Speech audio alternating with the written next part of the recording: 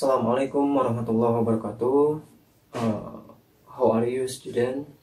I hope that you are always in good condition, stay healthy, and don't forget to keep stay at your home. Jangan kemana-mana, tetap di rumah ya. Kita tahu bahwa kondisinya sedang seperti ini. Ya, saya harap, ya, saya berdoa dan semua orang juga pastinya berharap agar semua ini cepat berlalu dan membaik kondisinya ya.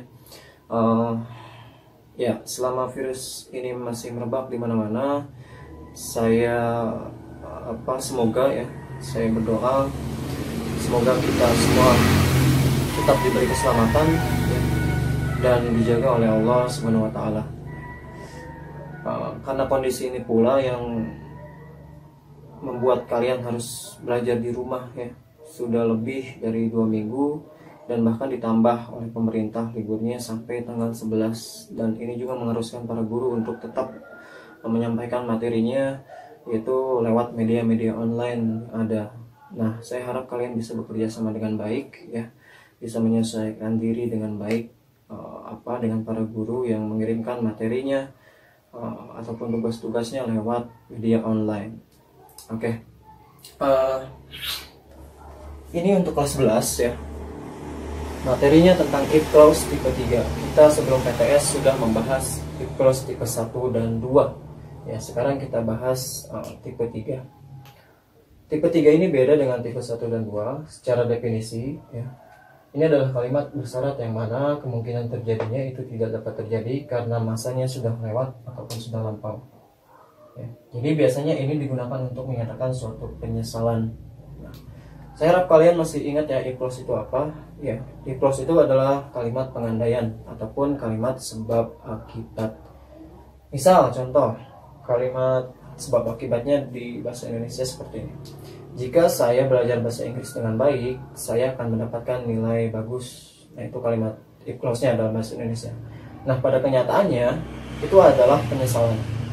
Ya, yang mana masanya sudah lampau. Pada kenyataannya adalah saya tidak belajar dengan baik, maka nilainya jelek. Nah, pengandaiannya adalah jika saya belajar bahasa Inggris dengan baik, saya akan mendapatkan nilai bagus. Itu kalau dalam bahasa Indonesianya ya.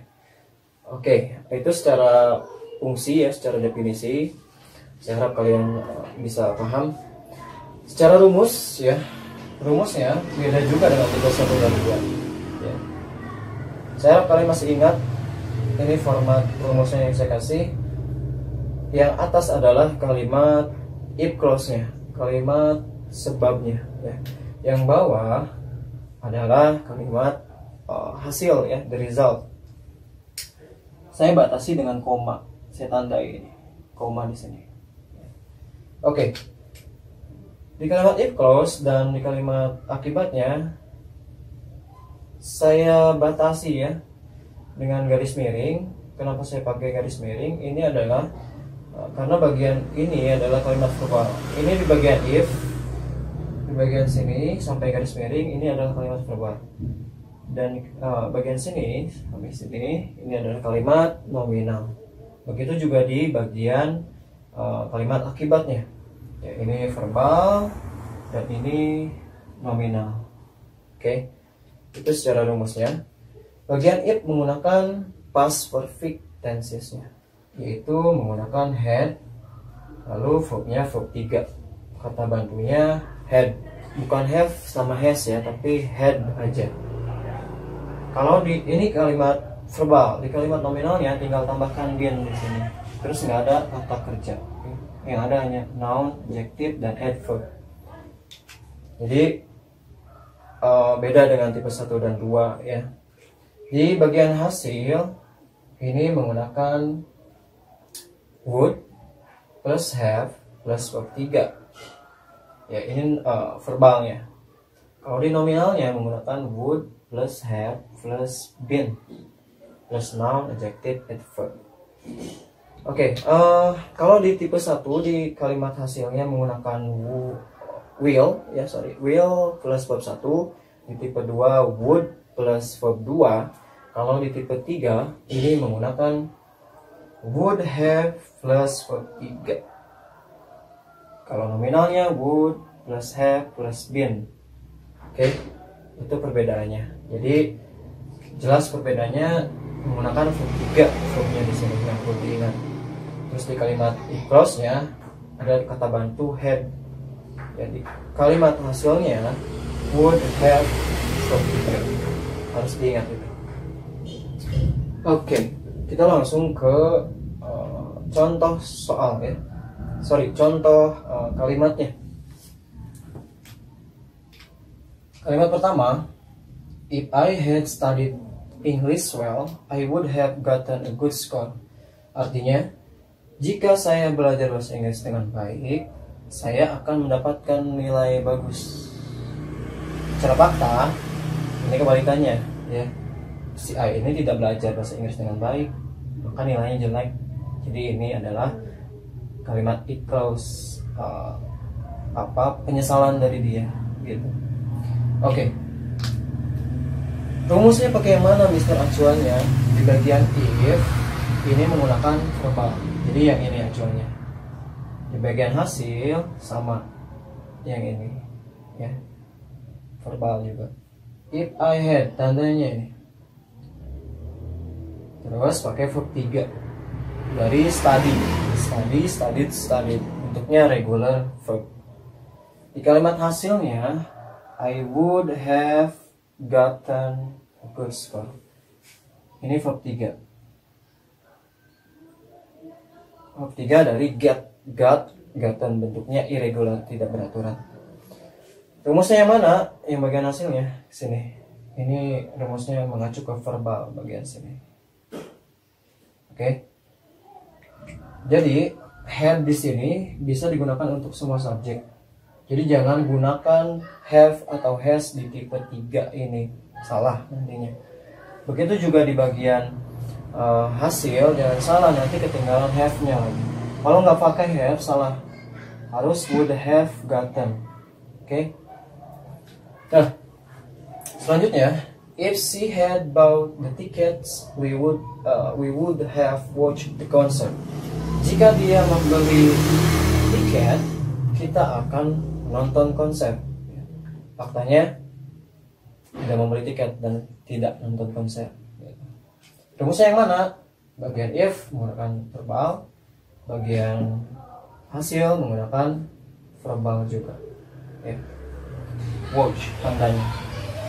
Next, if he had gone by car, my uncle would have been here. Jika dia berangkat menggunakan mobil, paman saya akan berada di sini. Ya.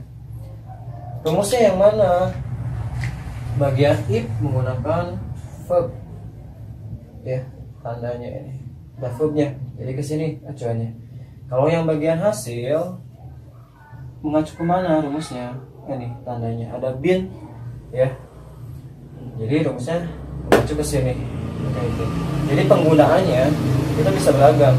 Kalian bisa gunakan if-nya verbal atau terus kalimat hasilnya nominal misalnya. Atau mau verbal dua-duanya. If-nya verbal, hasilnya verbal. Ya bisa beragam. Oke. Selanjutnya, if you had been in Bogor, I would have been happy. Jika kamu berada di Bogor, saya akan senang. Ya, faktanya si dia ini, you ini tidak berada di Bogor dan saya tidak senang. Gitu. Rumusnya yang mana?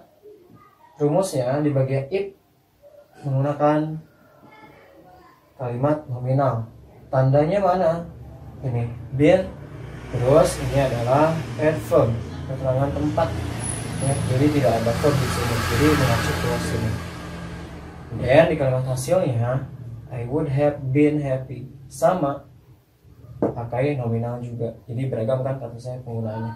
Bisa nominal sama nominal juga. Ini pakai nominal. Tandanya adalah in. Kenapa? Karena ini adjective. Jika kamu berada di Bogor, saya akan senang. If you had been in Bogor, I would have been happy. The last example is, if I had your phone number, I would have called you. oh, apa artinya Mister? Itu kok headnya 2 kali? Secara arti ini adalah jika saya punya nomor telepon kamu, saya akan menelpon kamu.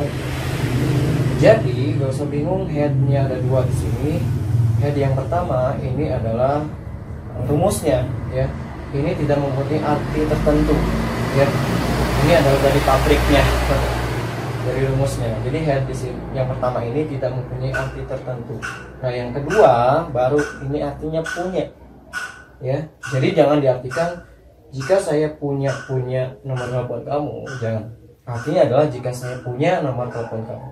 Sekali lagi, head yang pertama ini adalah dari rumusnya, tidak mengandung arti tersendiri. Baru head yang kedua itu artinya punya, seperti itu. Jika saya punya nomor telepon kamu, saya akan menelpon kamu, ya. Faktanya adalah saya tidak punya nomor telepon kamu, jadi saya tidak bisa menelpon kamu. Ingat ya, head di sini adalah yang pertama tidak mengandung arti, yang kedua baru artinya punya. Jangan sampai salah, ya.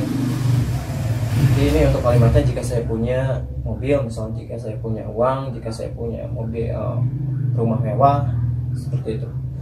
Oke. Saya rasa mungkin cukup, ya. Semoga kalian bisa paham, ya. Sebelumnya ada exercise, ya, ada latihan. Ini translate into English, ya. Jika kondisinya sudah membaik, kita akan bertemu, ya. Kita translate, kita gunakan if clause tipe 3, kita terapkan rumusnya. Ini akan menjadi kemana acuannya? Ini adalah ke verbal,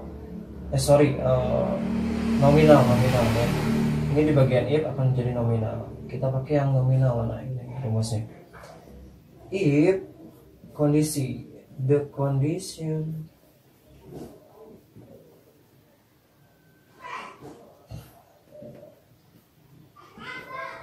pakai had, terus pakai been. Well,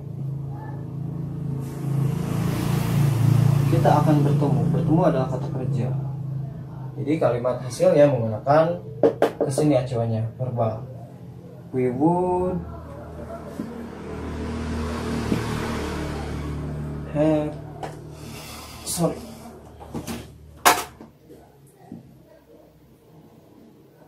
we would have met, gitu, ya.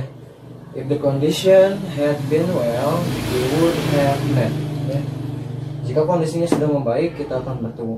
Faktanya adalah kondisinya masih seperti ini, kita tidak bisa bertemu, ya. Kondisinya masih belum baik, ya.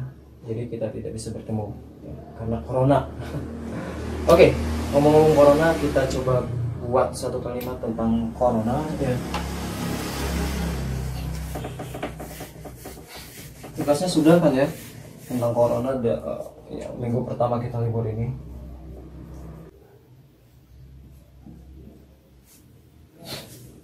Oke, saya beri satu latihan lagi, ya.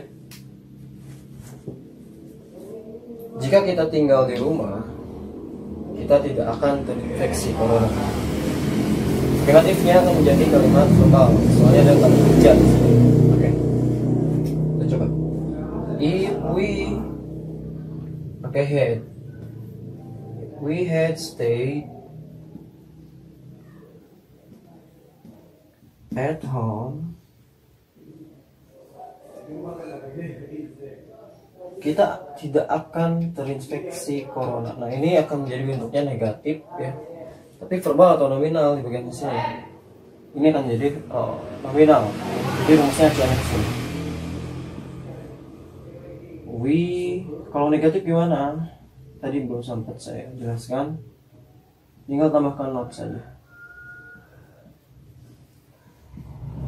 Karena nominal kita pakai been.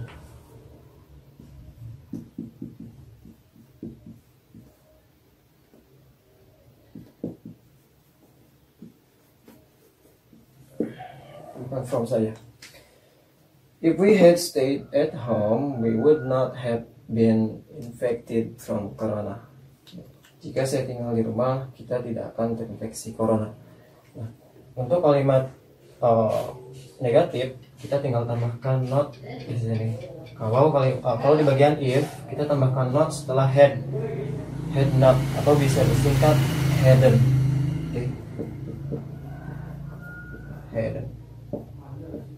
Untuk di kalimat hasil, tambahkan notnya setelah would, bukan setelah have. Jadi I would not, bukan I would have not. Ya, seperti itu kurang lebih. Oke, I think enough. Ya, saya harap kalian bisa mengerti, bisa paham if clause tipe 3 ini. Cukup demikian. That's all for this material. Thank you. Assalamualaikum warahmatullahi wabarakatuh. Keep stay at your home.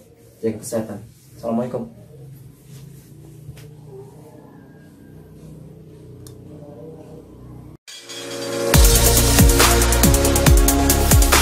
Audio Jungle.